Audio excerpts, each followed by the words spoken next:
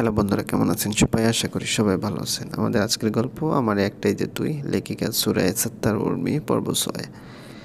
ইউসুফ ভাইয়াদের বিরাট বাড়ি। এই বাড়ির নাম বৃষ্টি বিলাস। বৃষ্টির নাম ছিল নানুমার শাশুড়ি। তিনি মারাত্মকভাবে বৃষ্টি পছন্দ করতেন। রাত বিরাতে যখনই ঝুমঝুমিয়ে বৃষ্টি পড়তো, তিনি সব কাজ ছেড়ে ছুঁড়ে নেমে পড়তেন বৃষ্টিতে ভিজতে। আর নানুমার শ্বশুর, তিনি তার অর্ধাঙ্গিনীর এই ভয়ানক অভ্যাসে খুব এনজয় করতেন। তিনি আর মুগ্ধ নয়নে দেখতেন তার কাক বেজে রমণীকে। মাঝে নিজেও তার সাথে যোগ দিতেন। তাদের মাঝে মহব্বত ছিল অনেক। তখন তারা থাকতেন কিশোরগঞ্জ। ময়মনসিংহে এসে তারা এই বৃষ্টি বিলাস বিরাট রকমের বাড়িটি তৈরি করেন। এই বাড়িটির একটি বিশেষত্ব হচ্ছে, আর তা হচ্ছে তিনতলার বাড়িটির প্রকোষ্ঠ ছাদ। এই ছাদটি দিনে একরকম, রাতে আরেক রকম। সবচেয়ে বেশি ছাদটি আকর্ষিত হয় বৃষ্টি আর চন্দ্রিমারাতে। আজ চন্দ্রিমারাত, চারদিক লাল নীল আলো জ্বলে। ছাদের মাঝ বরাবর কার্পেট বিছানো। কার্পেট এনেছিল কাদের মামা হজ করতে গিয়ে। বড় বড় ফুল আঁকা কার্পেট। লাল নীল আলোর জন্য মনে হচ্ছে তারা হাসছে। কার্পেট সাদা গদি বিছানো হয়েছে, তার সাথে আছে ছোট ছোট বালিশ। আজ সারা রাত আড্ডা হবে। সেই প্ল্যানে চলছে কাজ। প্রধান অতিথি হিসেবে আছে মিশুপি আর আয়ান জিজু। ফেরা নাইরে এসেছেন তারা। মূলত তাদের জন্যই এইসব আয়োজন। সব কিছু সেট করে কাজের লোকগুলো চলে গেলেন। আমি আমার আচার খাচ্ছি আর তাদের কর্মকাণ্ড দেখছি। তখনই সাউন্ড বক্স নিয়ে উপরে উঠলেন ইউসুফ ভাই। তাকে দেখছি আর মুখের মাঝে চ শব্দ করে চেটে পুটে খাচ্ছি আচার, আর তার দিকে তাকিয়েছি। আমার মুখের করা শব্দের জন্য হয়তো ভাইয়া এদিক সেদিক তাকালেন। আমি কিছুটা অন্ধকারে বসে তাই দেখতে পেলেন না। তা বুঝতে পেরে দৌড়ে চলে গেলাম চিলেকোঠার ঘরের পিছনের দিক। সাথে আরও জোরে শব্দ করতে লাগলাম। তিনি এদিক সেদিক খুঁজে দেখাচ্ছে। তা দেখে মুখ চেপে হাসছি আমি, আর ঘরটির আড়াল থেকে উকি দিয়ে তার কাজ দেখছি। যখন লাস্টবার উকি দিলাম, ও মা, ইউসুফ ভাই নেই, কই গেল? এখানেই তো ছিল। তখনই পিছন থেকে কেউ ভাও বলতেই ভয়ে এক চিৎকার দিই। সাথে সাথে বুকে লুতু দিতে দিতে পিছনে তাকাতে শখ টামে। সামনে ইউসুফ ভাই দাঁড়িয়ে আমাকে ভয় পেতে দেখে হো করে হেসে দিলেন। যে আমার এতক্ষণ ভয়ে জান পাখি উড়ে যাচ্ছিল, সব ভস্ম হয়ে গেল। আর আমি চেয়ে রইলাম মুগ্ধ নয়নের তার হাসি মুখখানার দিক। হাসার সাথে সাথে তার গালের টোল আর খাসটা নাড়াচাড়া করছে বারবার। তার মুখের এই হাসির জন্য 1000বার ভয় পেতে রাজি আমি, 100 বার রাজি। তার হাসি দেখে সাথে সাথে হেসে যাচ্ছি আমি। ওনার কাণ্ড দেখে এখন মনে হচ্ছে তিনি এইমাত্র চার্লি চ্যাপলিনের কোনো পর্ব দেখছেন। তাই হাসতে হাসতে লুটুপুটু কাছেন। তখন তিনি হাসতে হাসতে বললেন, তোর কলিজা যে এত ছোট জানা ছিল না আমার। তুই এত ভিতর রানী, বলে আবার হাসতে লাগলেন তিনি। আমি তখন গাল ফুলিয়ে বেঞ্চি কেটে দিলাম আর বললাম, কচু জানেন যত সব হু, বলে চলে আসলাম সাথে সাথে সেখান থেকে। এখনও হেসে যাচ্ছেন তিনি। এবার রাগ লাগছে। আরে বাবা, হঠাৎ এমন করলে আমি কেন? প্রধানমন্ত্রীও ভয় পাইবেন। আমি তো জনগণ। বাড়ি ছোট, বড় সবাই বসে কার্পেটের গদিতে। আয়ান জিজু আর মিশুপি ঘিরে বসে সবাই। তখন চলছিল ছোটোখাটো কথা। বড়রা কিছুক্ষণ থেকে চলে গেলেন, আর আমি, তিতি, নুসরা, বুসরা, রাহুল ভাইয়া, ভাবি আর ইউসুফ ভাই আর পাশে লিয়াপু গোল হয়ে বসে পড়লাম সবাই। শুরু হলো টোকাটুকি, মানে সব থেকে কমন বালিশ খেলা। বাড়ির কাজের মেয়ে বসে আছে সাউন্ড বক্সের সামনে। একটু পরপর গান বন্ধ করা তার দায়িত্ব। এতে সে মহা খুশি। মনে হচ্ছে যে পৃথিবীর সব থেকে মজার কাজটা সে পেয়েছে। শুরু হলো গান, বড়লোকের বেটি। গানের তালে তালে চলছে বালিশ ছোড়াছুড়ি। রাহুল ভাইয়ার কাছে আসতে গান অফ হয়ে গেল। সাথে সাথে চেঁচিয়ে বলে উঠলাম সবাই, ভাইয়া আপুকে প্রপোজ করতে হবে, সেই প্রথম দিনের মতো, যেভাবে তাকে ভালোবাসি বলেছিলে সেভাবে। সবাই তাই চাইলো। কিন্তু ভাইয়ার এক কথা, পাগল হয়েছিস তোরা? মাথা খারাপ তোদের? আমার না।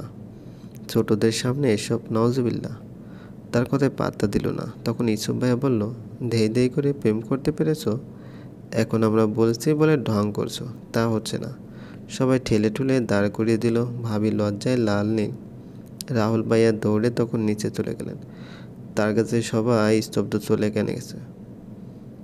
তিনি কি রাগ করেছেন আমাদের সাথে অবাক ভাবিও। সবার এই অবাকতার মাঝে হাজির হলেন রাহুল ভাই। হাতে তার টকটকে লাল গোলাপ। তাদেরকে চিৎকার করে হাততালি দিতে লাগে সবাই। রাহুল ভাইয়ের নিচে বসে হাঁটু গেড়ে ভাবি মুখে হাত দিয়ে দাঁড়িয়ে দেখেই মনে হচ্ছে লজ্জা লজ্জা পাচ্ছে, সুযোগ পেলেই ছুটে পালাবে।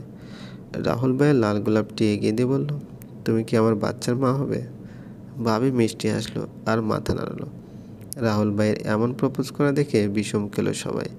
কিছুক্ষণ পর হো হো করে হেসে তুলো সবাই। তখন ইসুফ ভাই বলল, এটা তোর ধারাই সম্ভব। বাহ, কি প্রপোজ!